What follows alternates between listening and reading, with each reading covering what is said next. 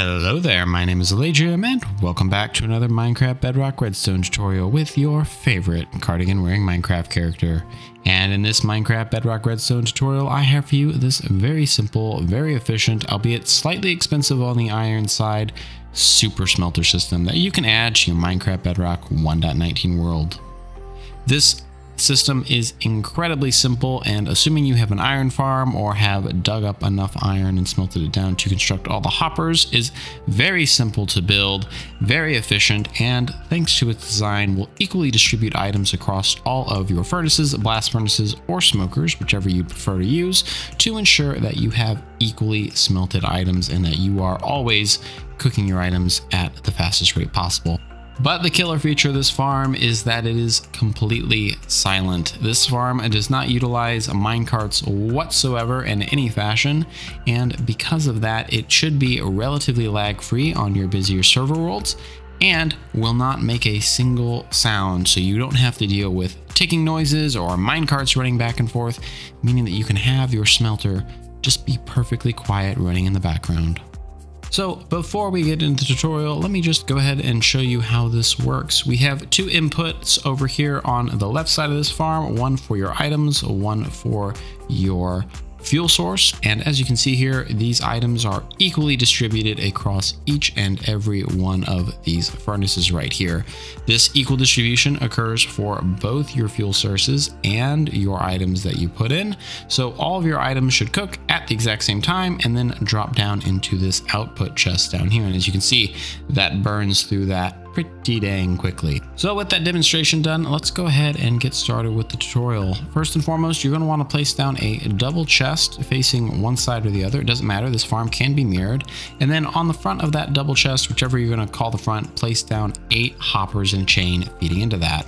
Next, get your burner, whether that's a blast furnace, or a smoker, and place those down on top of this. I recommend that on each of these chains, you keep them roughly the same. Don't try to mix them up, because that may cause problems later. Next, we're going to place down a upside down stair in this position directly behind our furnaces, and then we're going to get out more of our hoppers, come to the back here, and place a hopper feeding into the back of each of our burners. Next, we're going to come up here and place a hopper feeding into the top of each of our burners, and then come over here to the edge. We're going to place a block down in this position, and then a block down here.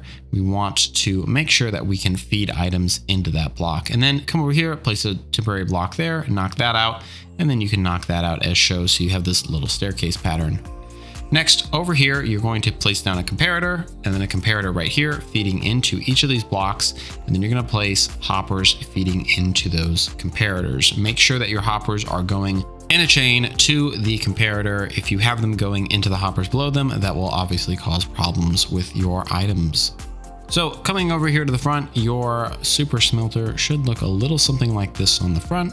And then if we come over here to the back, this is what things should look like at the back of your super smelter. Next, go ahead and grab yourselves 2 redstone torches. We're going to face them on the outside of this block that the comparator is pointing into.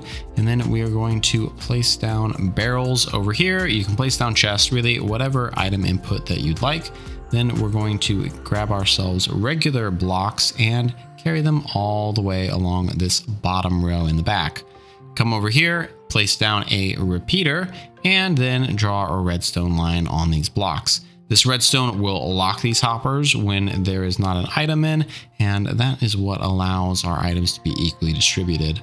We're going to go ahead and repeat that exact same thing on the front, so bring out a row of blocks directly on top of this, then lay down a repeater, and then carry a redstone line all the way down. And again, this does the exact same thing. It locks these hoppers so that items don't flow through it. When the item reaches this lastmost hopper here, that will cause this entire line to pulse, which will allow your items to be sucked down. Now, if you are dealing with some lag or some chunk loading, or if you have an unequal amount of items in, so say you put in 7 items instead of 8, that will obviously not allow the item to reach the very end here, which means that your items will not flow down. So to fix that, you can go ahead and replace this top block with a target block.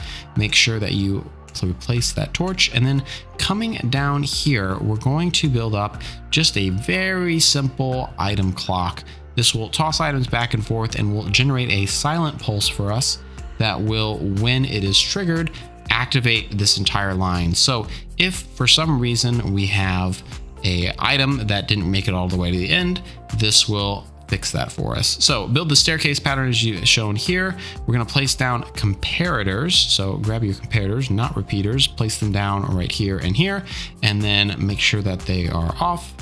Place down 2 comparators right here. Then coming over here, we're going to place 2 torches at the bottom, torch here, and then we're going to, coming into this block, place a repeater.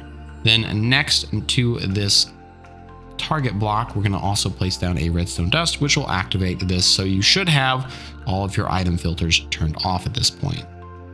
Next, we're going to want to get ourselves 2 hoppers to create our item clocks. So grab any additional hoppers that you have. We're going to place them down here. And if you got some trees in the way, you just got to get rid of them because it makes it really hard to see. So place down your hoppers feeding into one another. If you have to create one, then delete it, then re-add it, you can. So add, and as you can see here, these hoppers feed into one another. In this bottommost hopper, place 1 item that's going to bounce back and forth. And then in this hopper up here, you're going to want to place down any number of items. If you just have a stack of items, that'll be more than sufficient. After about a minute or so, this item will flip back and forth, which will cause this entire line up here to pulse. So if you have an unequal amount of items that doesn't quite make it to the end hopper right here and trigger this pulse, this silent pulse trigger will trigger and unlock all of the hoppers, allowing them to flow down into here. And that lasts about as much time as a burning piece of kelp does. So you shouldn't have any problem with fuel source or fuel efficiency as the result of it. Now, the only thing that you have left to do is to fill in your items right here. As you can see, we threw in some kelp, threw in some gold, and that pulse occurred midway through that. But as you can see, if that pulse hadn't happened, all of our furnaces are going to light up at exactly the same time.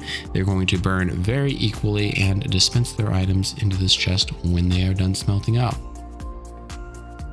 And like I said earlier, it is very, very important to make sure that in each of these rows where you have your items in, that you are keeping them to using the same type. So you aren't restricted to whether you use a smoker or a furnace or a blast furnace. My recommendation is just that you keep everything the same so that you can make maybe 1 or 2, even 3 of these. One of them can just handle food. Another can handle kind of all your other miscellaneous items, whether that be cobble or anything else. And then your blast furnaces, which can handle just your ores. Obviously, that is a lot of iron, so I strongly recommend if you're going to build this or build a large number of these, that you build yourself an iron farm to help cut down on the pain of needing to mine all that iron yourself. And lastly, you are not restricted to the length of the amount of hoppers that you have. If you want to add more hoppers to this chain, all that you need to do is come over here to your blocks at the end, place down another block as shown here, then place down a repeater coming off of that to repeat this locking signal. Next, you just need to extend these topmost hoppers that feed into it, and now you can repeat the farm sans the item clock here at the end to your heart's content, as long as you may want, whether you want that to go in a loop or whether you want that to do something else. But that's going to be all the time we have for today in this episode. As always, thank you so much for watching. I hope that you enjoyed this video. I hope you find this powerful, silent super smelter very useful in your Minecraft Bedrock 1.19 worlds. And if you have any comments or feedback, feel free to leave a comment down in the YouTube comments below, as I always love hearing from you. But that's all the time that we have for you today. As always, thank you so much for watching. Please consider liking, subscribing, or maybe just leaving a comment, and I will see you in the next episode. Goodbye.